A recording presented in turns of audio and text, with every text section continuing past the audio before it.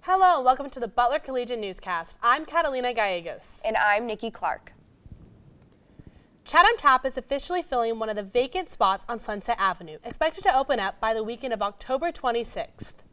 Chatham Tap is a locally owned and operated restaurant and pub in Indianapolis. Vice President of Finance Administration Bruce Eric secured the lease with the restaurant 2 weeks ago. The new restaurant has a similar feel to the previous tenant, Scotty's Dawghouse. However, Chatham Tap focuses more on soccer rather than basketball and football. Butler University students are frustrated with the on-campus Starbucks. Due to a labor dispute with the company's distributor, Starbucks experienced product shortages. For a while, the Starbucks was out of nearly every ingredient that wasn't plain hot coffee.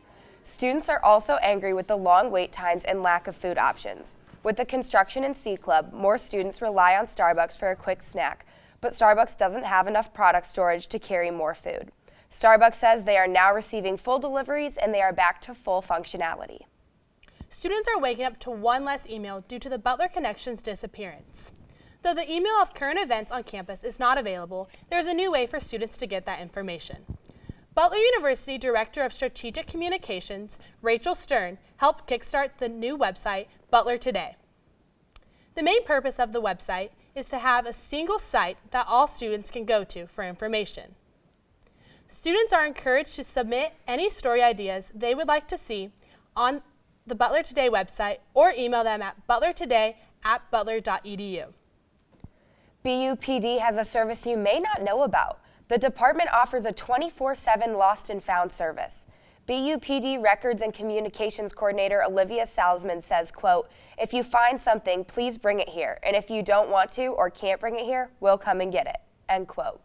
BUPD generally keeps items for 30 to 60 days before donating them to local charities.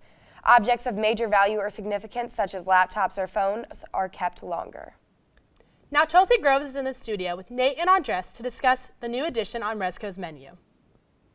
Thanks, guys. I'm joined by Nate Lemen and Andre Salerno, the co-opinion editors for the Collegian, to talk about their latest article about taste testing the alcohol now available in ResCo.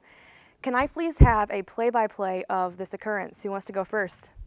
I think so. We had this idea to do a story about this because there was just this fact that there was now a bar open on campus in a freshman dorm, and we just thought that would be kind of a really funny experience to go in there and see what it's about and to just try to understand the atmosphere of what it's like to order a few beers in a freshman dorm that, you know, we spent some time in our freshman year. And I did too. I lived there. it was, above all, just very odd, I think is the way I would describe it. Bizarre, I think, is a word that we threw around a couple of times while we were there. It's a very strange atmosphere. Like Andres was saying, you know, we are seniors now, and we haven't. Not that we both lived in Ross, so we had friends that lived in ResCo, and we spent a little bit of time there. And now suddenly, after not stepping foot in there for 3 years, you know, we're back, and it's with the express purpose to drink alcohol. And it was just it was very strange being there. We were the only people there. I mean, there were maybe 10 people total in the cafeteria, so it was not super busy to begin with, and we were the only people that were drinking.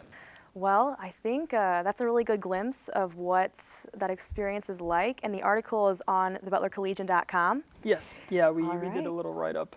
So. All right, well, be sure to check it out. I'll be back with sports. Guys, back to you. I definitely think when I turn 21 in August, that will not be the first place I go. I might check it out. You might? Maybe. Okay. We'll see. Now we've got Jake Bedell here in the studio to give us a look at sports this week. How's it going, Jake? Thanks, Nikki.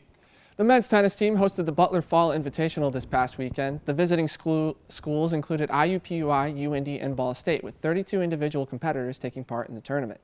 The bracket-style competition ran from Friday until Sunday and showcased the capabilities of each program's players.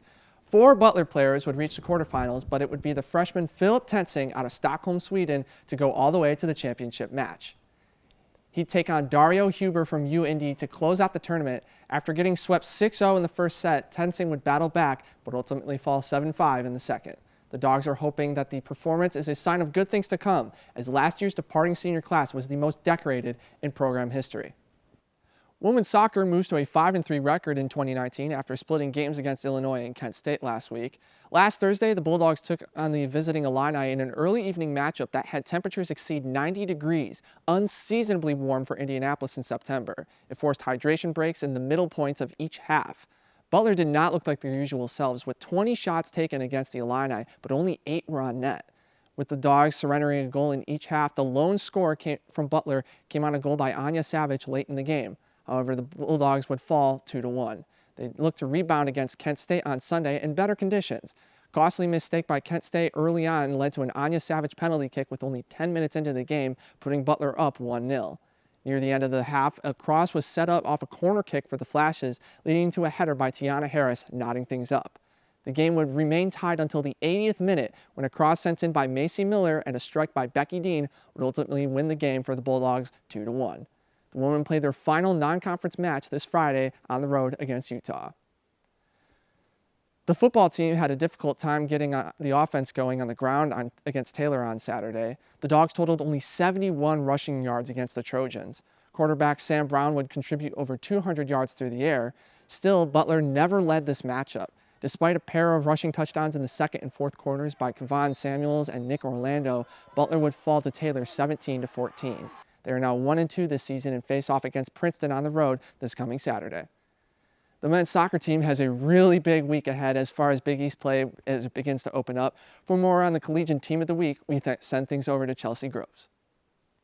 Thanks, Jake. We've got men's soccer this week. In about 10 minutes, they actually take on SIUE on the road. Their record features wins over Western Michigan, Evansville, and Wisconsin. The latest victory was over the Badgers at home. Alex Lettinen and Logan Lee co-assisted Wilmer Cabrera Jr.'s goal in the 49th minute to seal the deal. And some fast facts about this team. Cabrera Jr. picked up Big East Freshman of the Week honors on Monday, the first of his Butler career. He played in all 90 minutes against Wisconsin last week, has scored 2 goals this season.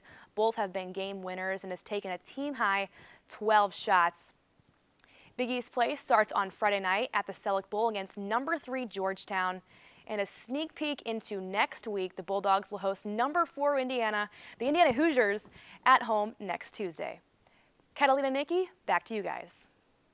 That's all for this week's Butler Collegian Newscast. To stay up to date with all things news on Butler's campus, visit us at thebutlercollegian.com or on Twitter at Butler Collegian. I'm Nikki Clark. I'm Catalina Gallegos. And I'm Jake Bedell. Have a great week, Dogs.